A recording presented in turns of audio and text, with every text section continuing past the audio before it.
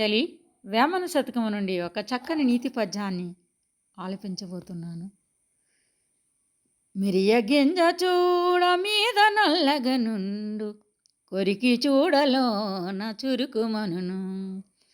సజ్జనులగు వారి సారమిట్లుండురా, విశ్వదాభిరామ వినురవేమ. భావం: మిరియపు గింజ చూడడానికి నల్లగా, చిన్నగా, మామూలుగా ఉంటుంది, కానీ కొరికితే చురుక్కుమంటుంది.